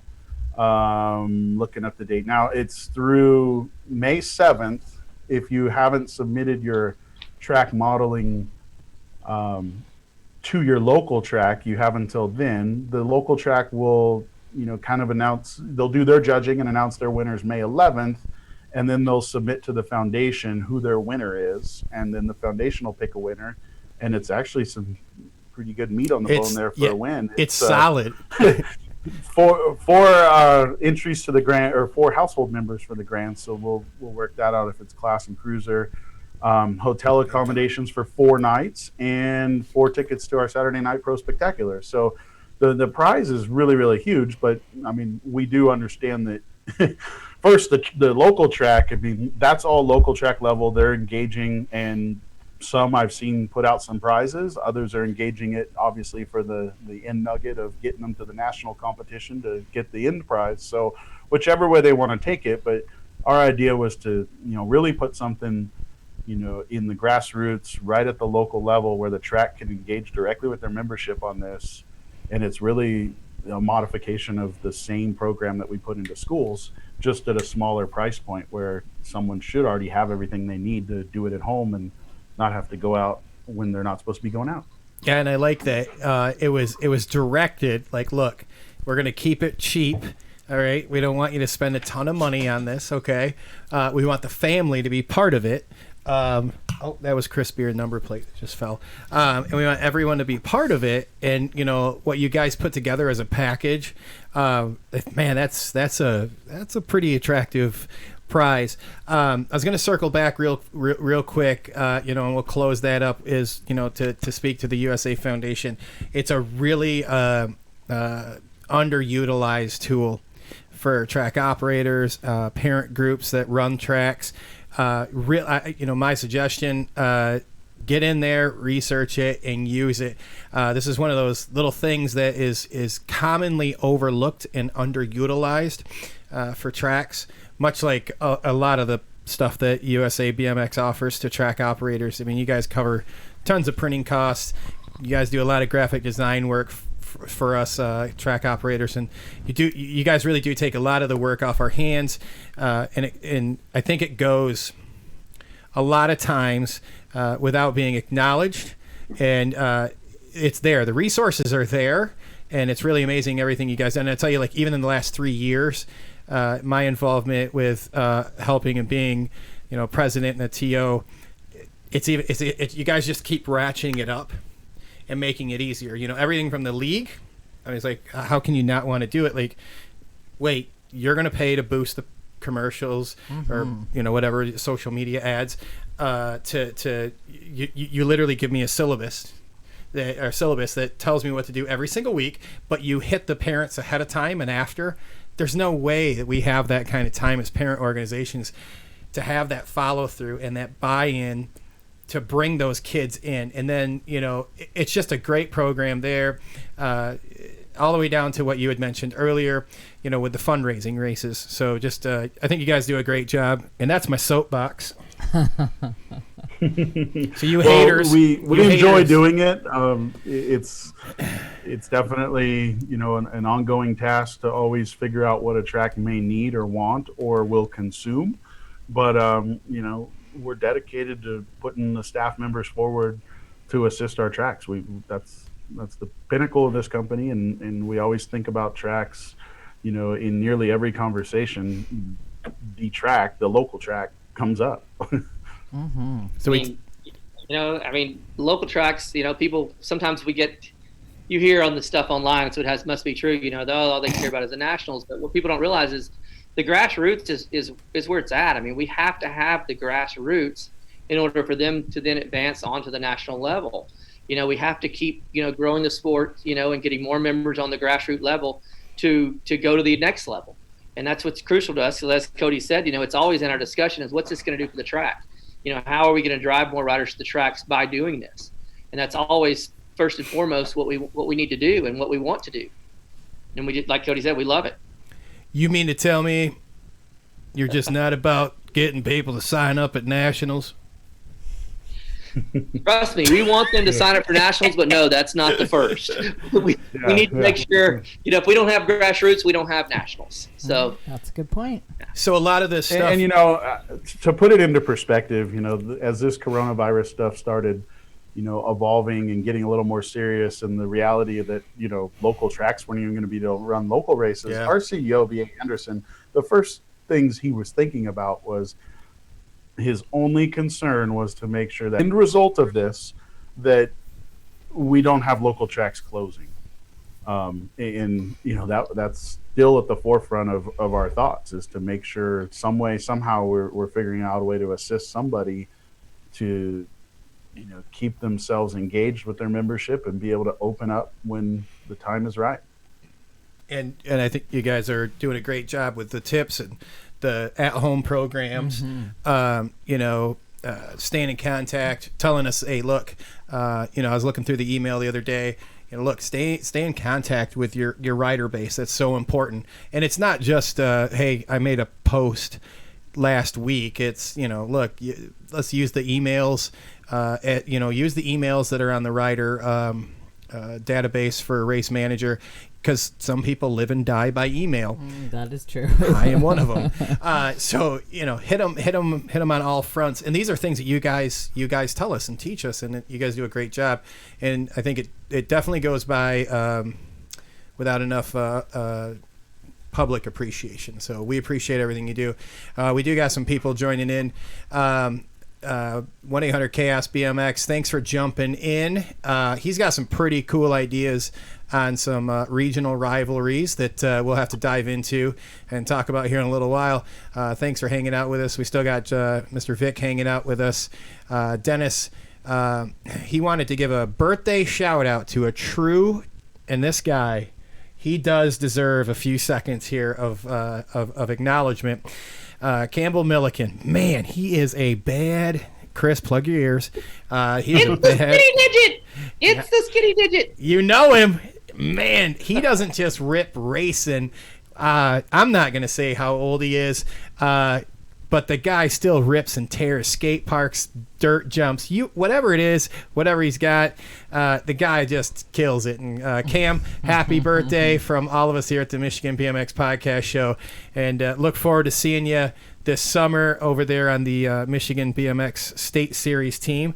You got anything coming out of the chat room, Melissa? Well, actually, Yogi had another question about the race for life. The race for life. Yeah. So Okay. I'm just gonna read this verbatim because it'll make more sense that way. So he says, has USA BMX ever had a liaison to be in contact with the Leukemia and Lymphoma Foundation to help promote that the BMX tracks in every state are out here trying to raise funds for the cures of those afflictions? I mean, in a sense that the foundation includes the names of the BMX tracks in the foundation's literature, like they do for their Walk of Life or other types of fundraisers. I think he's kind of relating that back to track promotion. Yeah. Yeah, and so from the connection to the foundation to the Leukemia Lymphoma Society, that connection is dealt with at a different level than what the local tracks may be connecting with their local LLS offices. So to kind of answer that, the answer is no, we don't, because we're dealing a little bit more at the national level in terms of the LLS office. But, and we've had tracks ask, can they donate directly to the LLS office locally? And because of the dynamic of how we're running the nonprofit and that whole connection, I don't think there is a way. We've asked before, so unfortunately we kind of can't connect those dots 100%. But LLS as a group knows that we're out here doing this mission, and we've got tracks around the country doing it. I guess probably offline, Yogi and I should probably talk directly, like, what is his end outcome, or what does he want that result to be? And maybe we can figure out how to make that happen. Here's what I'm going to recommend. I've worked with that man for the last 3.5 years. Tell him to get a couple cervezas. He likes Labatt Blue. Get a couple Labatt Blues in him, then you guys will have a really candid, open talk. He is a man, very wise, been around a long time, still racing at a very high level, has a huge heart for the sport. And, he's got a passion for it and a huge heart for it. And, sometimes he has some of the best ideas ever, even if it's handing me a Heineken to jump on a treadmill at 12 miles an hour. It's some of the best stories you can have at the Grands, at the NBL Grands, Cody. Wow. Oh, it was a great time. Hey, we're going to take a short pause. We got to wrap up. We got a couple we got to wrap up our commercials here. We still got plenty of time for you guys to jump in here with your questions for our guests this evening. We have Chris Luna and Cody Wilson from USA BMX. Look, you guys, this is going to be one of the very few times you're going to get to talk to these young men, because it's going to get really busy here in the next few months for them. That's right. So we do appreciate you guys joining us this evening, and we're going to go talk to our friends over at Truth BMX.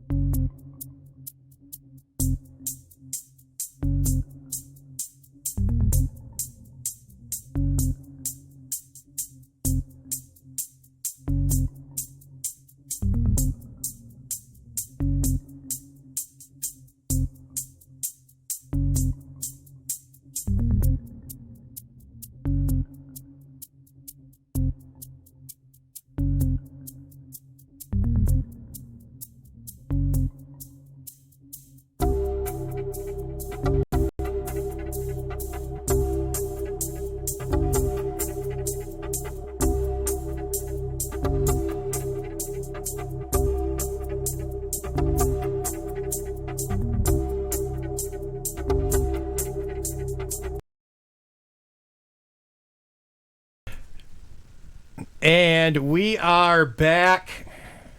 We might have been off camera arguing with Paul. Paul, what do you think of the show so far? Man, it's awesome. I'm digging listening to what these cats are kind of hearing from the inside of the organization and finding out that they're not in that big skyscraper out there.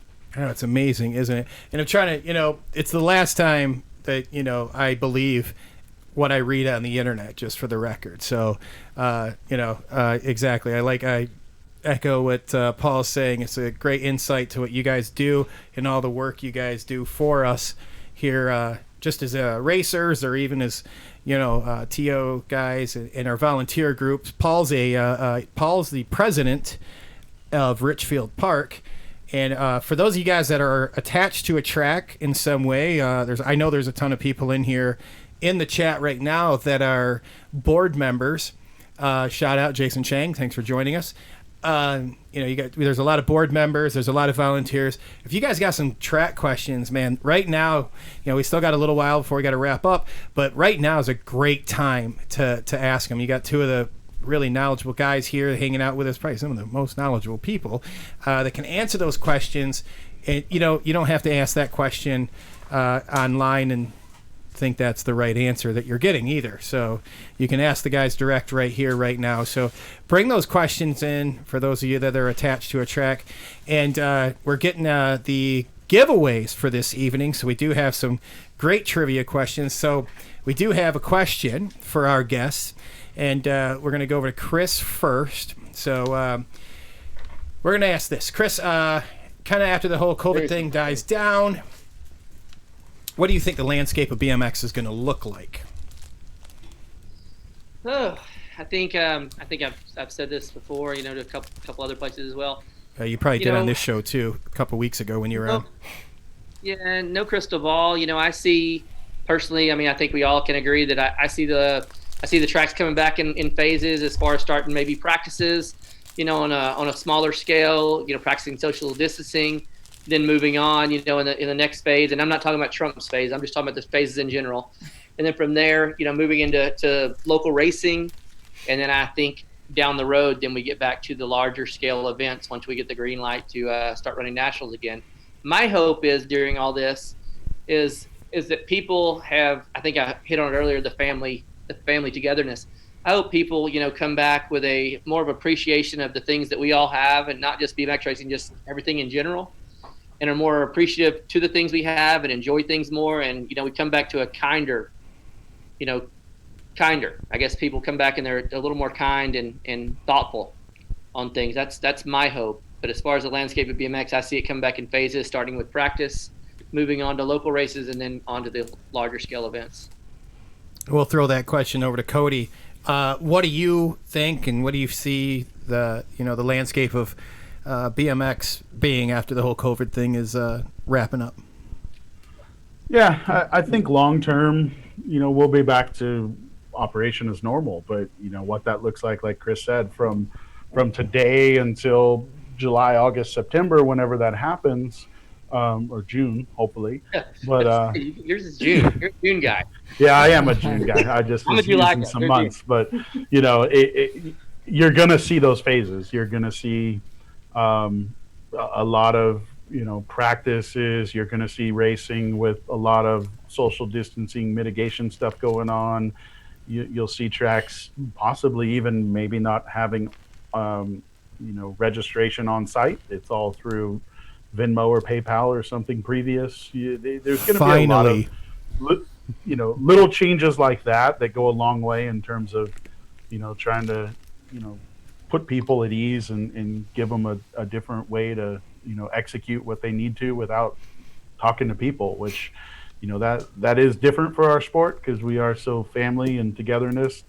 That's why people go to the track, is to see your friends, talk to your friends, moms and dads hang out while the kids ride, and I think that will still happen, but it may happen 6 feet apart. I don't know where that looks in the future, but yeah, I mean, we're going to get there, and I think you'll see a lot of tracks working directly with their municipalities and figuring out what that looks like for them. I mean, you're going to have not taking any state into exact account, but you could have everything back to normal here in Arizona, and the municipalities and the park districts are telling people, doesn't matter, we're all good, we're totally back to normal. And you could show up at a race in Texas and they're still saying, hey, our park only allows so many people on site, so you have to stay in your car, and different things. So we're definitely going to see a lot of differences around the country over the next few months, and then I think it'll start to normalize. Great answer, and thank you. We won't ask Paul what he thinks about the governor of Michigan right now. That's another 4-hour show that we could do. No, it's actually not. She's a stand-up lady doing a killer job. Get out of here. I'm muting you right now. Get out of here. I'm muting you. So it is time for our trivia portion of the show, and we want to say thanks to our sponsor for this guy right here, Mr. T-Bone, Brian Wilson, who had some questions earlier in the evening. So, Brian, thank you again for partnering with the Michigan BMX Podcast Show. Thank you so much for believing in what we're doing out here. So, Cody and Chris, we have a bunch of giveaways we're going to give some people. And you guys provided these answers earlier this evening. All right, so those of you in the chat rooms, it doesn't matter which one you're in, whether you're in Michigan BMX Podcast or see it all. You're yeah, exactly. Melissa sees it all. You're watching the show over on my page, or what's some of the other places they can watch it at? Oh, jeez, you put me. I put you on the spot. Twitch. There is. We have 1.5 viewers. You hit it up there. You're such a brat too. Periscope. Periscope, the and one that YouTube. Nobody uses because nobody YouTube. has no idea what Periscope is. I ain't figured it out yet either, but it belongs to Twitter. YouTube. Yeah, it belongs to Twitter. So and YouTube. So again, thanks to T-Bone. The guy's hooking us up big. Again, you heard earlier, not just from ourselves here at the Michigan Podcast Show, we also heard from Mr. Luna. Really nice shirts, all right? Really nice stuff. So we're going to give some people... Solo twitching over here. We're going to give away some product. And before we do that, we just want to remind you guys all, it's going to be a tough show to follow up, with Chris and Cody on this evening, but our Wednesday night show, Ripping in the Mitten, we're going to bring you Melanie Klein and Chris Jeffrey for another one of our history lessons. So I hope you guys are ready for the show. It's going to be a great show, absolutely. So I hope you're ready. And why don't you ask our first question? It's going to be we have to make it a 2-part question. Why? Well, no, we don't. I have 3 questions for 3 giveaways. You got 3 giveaways? Yes. I forgot. That's how much stuff T-Bone sent up here. That's why I'm the producer. Well, that's why you are. You all right, sit so there and look you pretty. take you ask the first one, and we're going to take care of it. We're going to get these out there. Again, answer in the chat room. First correct answer. What are we giving them? You know what? You're passing a lot of buck my way here, sir. Heavy wear the crown. All right, so we've got a T-shirt. Very nice one. T-Bone. I think big this is the logo one that, on the back here. I think that's the one that Mr. Luna had. Oh, could be. That looked like the one you had that you spilt your lunch nice on. Bright white. Mine was white. Yeah. Yep. Yeah, here it is. And I'm actually kind of loving this beanie. So it's knit on the outside, but then it's kind of a different material on the inside, which is even softer. So hopefully we're getting out of this kind of weather, but it's still a very nice hat. Better watch it. Cody will be getting excited about the beanies. Yeah. And then or for our Canadians listening, the toque. Yes, toque. that is true. That is true. The Michigan BMX Podcast Show is donating these lovely cell phone holders with the thumbs up, which is Terry Tonette, thumbs up. Our thing. And then some other things from, was it That's Scooter? from House of Wheels. Okay, House of Wheels. And, okay. So, first question. What year did Chris say he started riding BMX?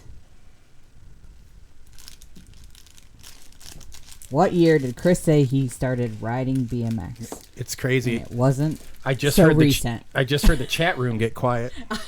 I know. Cody, if you really want one of those sweet cell phone holders, I'll get you one, buddy. Except you can't have a very thick case to use them. That's the No, only it's disadvantage. like, here they are. Like, Well, I've got some that's- answers, but I don't see that's the right cell one phone yet. holder.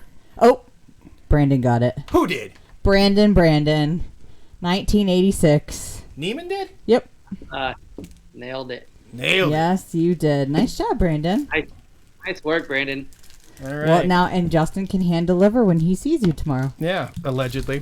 Allegedly. Now, to follow that up, we got another prize package to give away. You're rushing. Hold on. Well, while I'm rushing, I'd like to tell you about our upcoming shows here at the Michigan BMX Podcast Show. You heard about our Wednesday night show with Rippin' in the Mitten. We'll have our history lesson. And then Friday, the 24th, we will have the man himself, Brian Wilson, of T-Bone Nation, hanging out with us. So you guys will get to finally see, meet, and talk to him next Friday. So our next question, it's going to piggyback on Mr. Chris Luna. He had a favorite BMX bike. And this is for It's a I can't headband. do this very well. A No. headband. Yeah. Oh, there we go. Yeah, there it is. And we got some more stickers from T-Bone. Another thumbs up. And another Pins, cell phone holder, stickers. a pen from T-Bone Nation. A pin, not a pen. Correct. It is a pin. Damn English.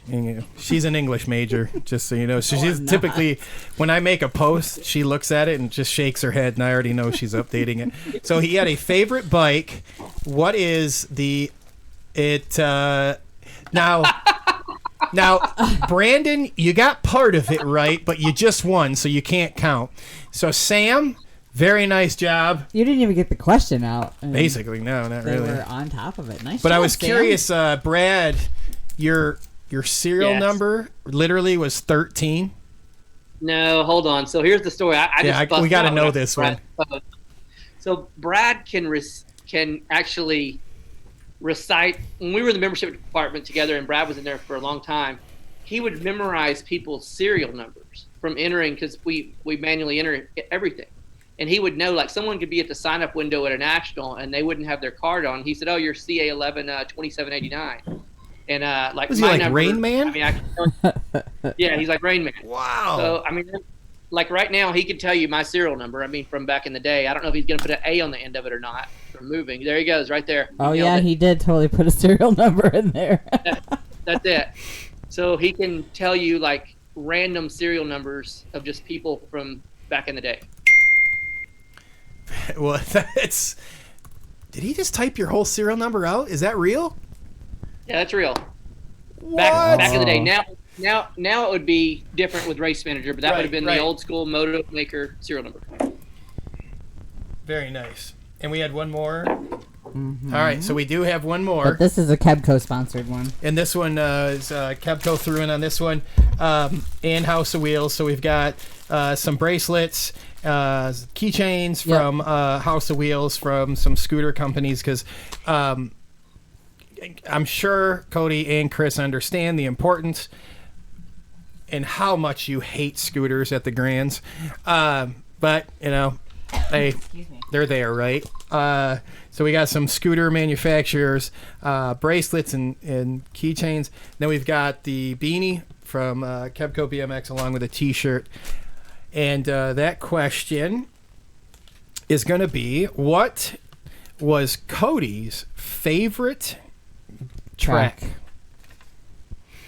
Yeah. Yep, yep. Mm-hmm. This is a great one, by the way. So Talking, so you don't give it away. that's how you why. are. That's actually, well, first rules, you don't have dead air, but you know I don't want to give it away either. I want to put $5 on Brandon winning. Right. Well, Brandon said he was just doing everything he could to beat Craig. He's trying. So Craig's one of our regular listeners. This guy, he's cleaned house. And we can't even go old school. He just won again. Yay! Good for you, buddy. Yep. He We just got your it in. address, though. Yeah, we already have your address. We're actually just gonna throw the other. Oh, where's it? Brandon says he's not going to answer. Are you pouting now, Brandon? No. All right. So thanks again to Kebco and the guys from T-Bone Nation and House of Wheels for throwing in to making our giveaways. Always a good time here. We're going to scroll through real quick, make sure we didn't miss any questions. I know I did. And in the meantime, do we have any exciting things you guys would like to share with us? Chris, Cody, anything upcoming that you're Steve allowed Dyer to? has a question. No. That we're allowed to... which one? Yeah. That we're allowed... You guys might be allowed to share with us, upcoming things maybe at even the USA BMX Foundation or anything like that. Maybe we have overlooked or just haven't heard. Cody, I mean, I wish we had more information to give you right now.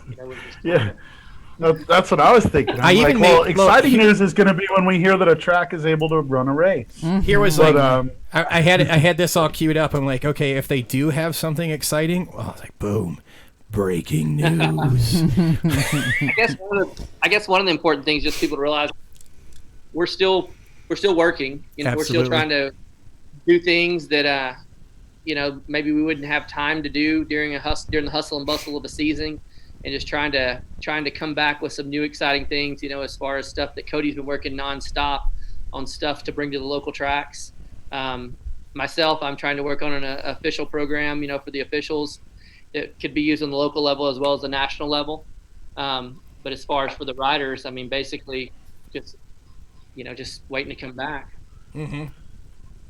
Yeah, it's definitely, a little bit tearing to say that, hey, we've got all this time, because the reason why we have the time isn't necessarily a good thing, but we do have a lot of time right now, and we're kind of knocking off a bunch of projects on the board that are all of these things that, we work on, but at a slower pace because we're in and out going to nationals and things, and memberships are flowing, and this place is rocking and rolling usually by May, June, July. So, we're kind of looking at it, and we're here in the office, and, there are a lot of time-consuming tasks that we are doing right now. I don't know if actionably any BMXer is going to notice a difference tomorrow, but, there'll be things. I mean, track operators obviously saw, we launched some training, and we did it on a new platform that will ultimately be a training platform they can use for anything that we launch for them, which is a good thing. I mean, it's ease of use for a track operator. There's an app that goes with it, so they can take our training. We can push new training to them. But yeah, I mean, any breaking great story announcement for the membership, I don't know that we got one at the moment. We'll make one up. Just stay tuned. Yeah. But to your thing on the, is it Trainual? Trainual, yeah. Yep. Yeah, so It's catchy. as a TO, bravo, way to go. That was awesome. Like, super easy. I love how it was broken down in chunks, so it was like you could digest it whenever you wanted to, and take, if you had like 10-15 minutes, do part of the training module. Like, great job, you guys. Yeah, no, thank you. It's been we've been thinking we need a way to train people, and more so, just as importantly as it is to train the current track operators on maybe a new topic, we've got change of track operators happening, and we have new tracks happening, and that tool is going to be tremendous in terms of putting all of that stuff in there that you might have seen at a summit, or when you were a brand new track that came on board, we might have brought you into the office and trained the first crew that ran the track. But then after that, it's just been this evolution of track operator changes, and this will allow us to purge out certain topics to a certain person and kind of give them the training in segments and blocks that they need, and not necessarily this blanket book that you just get in the, you get the track operator manual and it's a couple hundred pages and we say, have at it, read it. And, this is a whole different concept to it. So it's definitely gonna be fun to get it all in there. Now, I did realize today it takes about 3 to 4 hours to put one class kind of in motion, not really finished, but to get the core content in. So that can show you where the hours go away. And right. You think of a four-day summit that we used to put on. There's a lot of courses and content to get loaded into this thing. And, I guess right now we've got the time to do it. So that's one of the projects that we're doing around here. So just a few more things, and we'll slide out of here. And again, thank you for both of your guys' time this evening. First thing, if I was a new track operator, who do I get a hold of over there at the headquarters on possibly getting like a USA track builder to come out and maybe rework my tracks? And again, we've got I'd count one. We have 3 brand new track operators here in Michigan, so got to play a little selfish because I have your individual attention to kind of ask that question, because we're all listening right now. Mm-hmm. So basically, yeah. So basically, you're talking. The track's already there. It's just a new track operator, right? Yeah. So to get a rebuild, that would be Billy Allen. Thank you. Billy Allen, your contact right. for that. All right, appreciate it. It's always a topic, and it's always funny how heated it can get very quickly. But we'll go right there for those of us that are new into the role. It's just one of those things that I honestly haven't had a chance to kind of research and check out myself. Now quick question just came in. Not sure how much you guys are going to be able to provide on it, guys. This is something I've actually watched because my believe it or not, my uncle lives right by this track, and I'm like, as soon as Oldsmar opens back up, I'm like, you can just look at me living on your couch for like 10 days. So, any news on Oldsmar? I didn't think so. No. I didn't. The latest news what we know has also been published as a news article, and those have been passed around the internet and people have read them, but they're definitely still looking at bidding the work out. But basically the starting hill that you know of now at Oldsmar will have to be removed and a new one will have to be put into place. So what that looks like, I don't know. I haven't been in close communication with the engineers and different things there, but it's it's going to be a little bit of a long road, and I don't know if the current stuff going on really kind of slows that process down or not. Like I don't know. Again, much like our Tulsa building, I think bid projects and things, they're still able to happen. So hopefully sooner than later. I know I'd heard something like most of this year it was going to take them to get that place up and going, but maybe 2021 we would see the track back. I don't know that we've gotten clear answers from them on what that timeline looks like. If you end up, talking to anybody there, just let them know that Brandon, the guy, he's really good with a shovel. And there's a few of us from Michigan. We're good. We can dig. Can't run any machines, but we'll get in a plane or we'll drive a Pinto down there and come hang out. Also, Brandon wanted to know if there's any way that the USA BMX could sponsor him. Just tell him to win a bunch of races. Which. So. He's any opportunity he gets. We can send him some stickers. Perfect. Yay! That probably goes. Stickers. I think. Wait, I know a way you can get sponsored by USA BMX. When you renew your license, you get a little sticker pack with it, right? Right. Perfect. All right. These guys and you'll get information about Spot, which you can get for $15 a month. So that's a good discount there. That's about what we can offer here. See, in terms of a sponsorship, I'll take it. There you go, Brandon. I will. That's fine. A last thing here, because we want to slide out of here on a fun note, as the entire night has been. And again, we can't tell you how much we appreciate you guys. We're looking at the bracket right here, right? So it was just updated here. We got we're in the quarters now. So Cody, Chris, what you guys are looking at over here on the right is going to be the picks from the Michigan BMX podcast show. Juarez is out. He's our video guy. Steve Dyer, he was the TO that was on here Wednesday. He's out. Corey and Gavin, there's some guys from Magic Motorsports. They're still in. They took the easy pick. I mean, come on, everyone knows Willoughby's going to kill it. We got Ellis, he's still in. Paul, you're still in. Charlie, you've still been out. Chris, you're still in. And I'm still in with Per. So it is time to put you guys in the hot seat and out of who is left. So we've got the Butter. We've got Shara. We got Purse, who's going to win the whole thing. We got Robinson, Fields. I'm not biased. Harris, and Mr. Ellis, and Mr. Willoughby. What's your guys' picks? And we'll start with Cody. All right, so am I picking our quarters into semis and the whole? I got to do the whole thing. Overall No, pick. you're going to pick your. I'm sorry. You'll pick the main event winner. Oh, we're straight up. Who's winning? Yeah. Sorry. Okay. Man, I think it's going to come down to. I'll go ahead and give you my main event. It's going to be. Yeah, let's hear your two main events. Or It's going to be guys. Corbin and Sam Willoughby. And man, I'm going to go Corbin. You're going to go Corbin. All right. Your main event pick, and who's going to win the main event? That's what he picked. You're picking Corbin, right? Yep. He picked Corbin.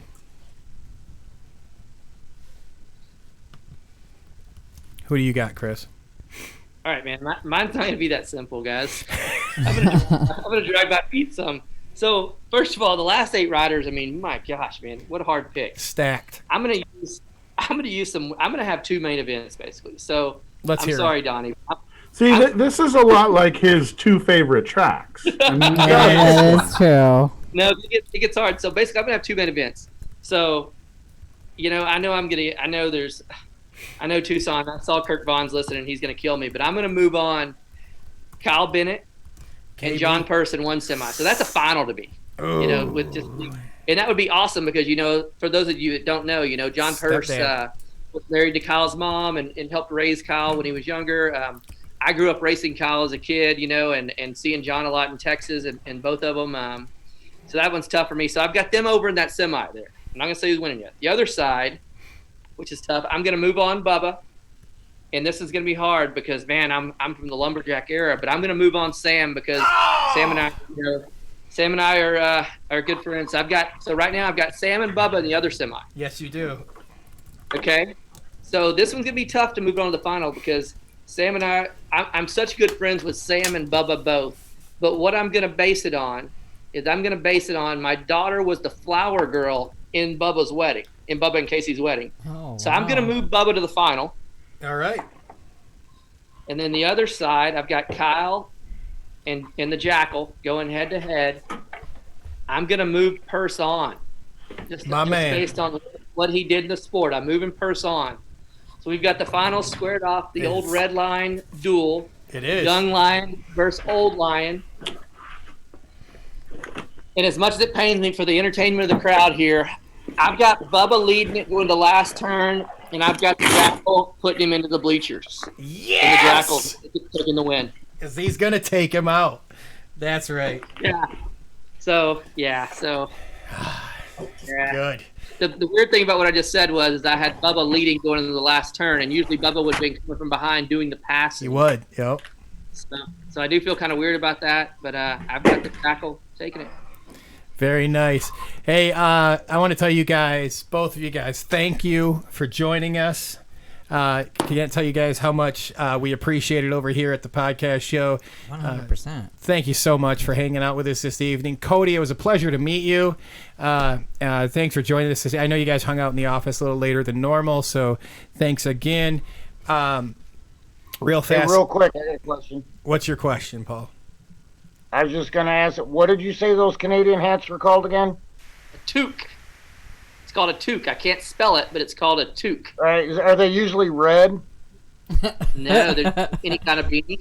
Any Wouldn't color. be anything like what's on your head right now, I think would it? primarily like they were red. I think it seems like I've seen one before. So if you didn't get I to feel like hear, I've seen one or if you didn't before. get to hear the Jeremy Ames voicemail, which is a reoccurring segment here at the Michigan BMX Podcast Show, Paul is a historic reenactment Correct. guy. So he probably has an entire collection of toques.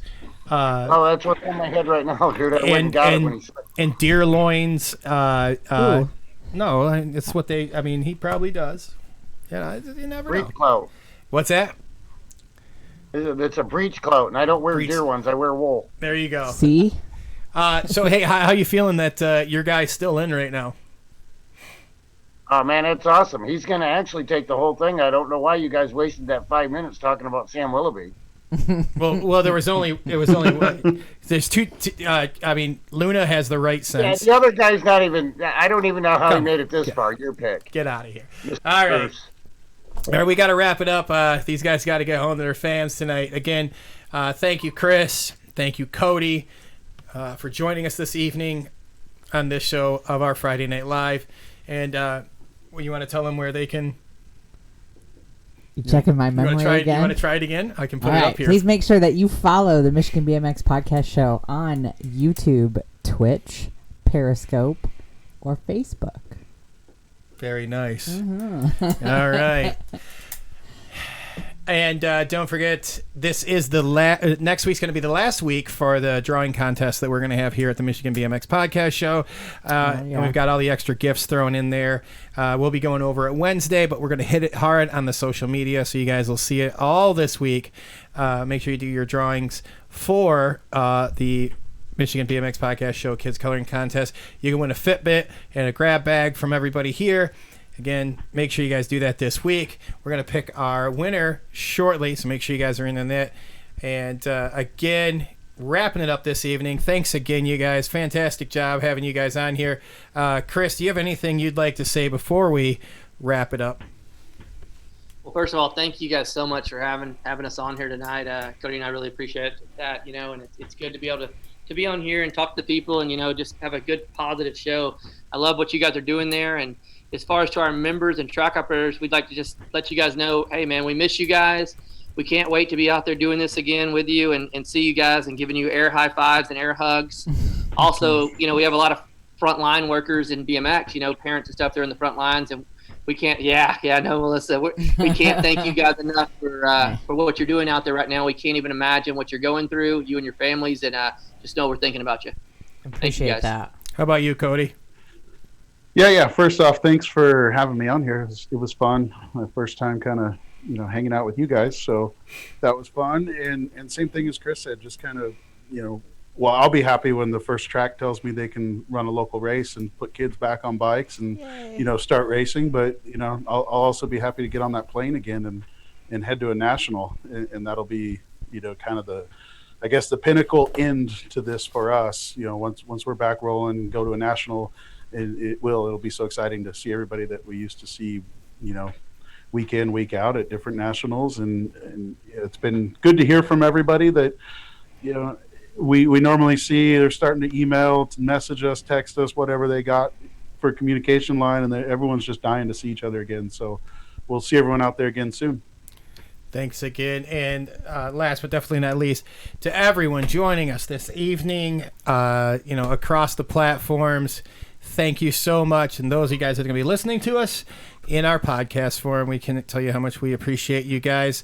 On behalf of the Michigan BMX Podcast Show, until Wednesday night, which we will have Chris on and Melanie joining us for another history lesson, God bless and stay safe.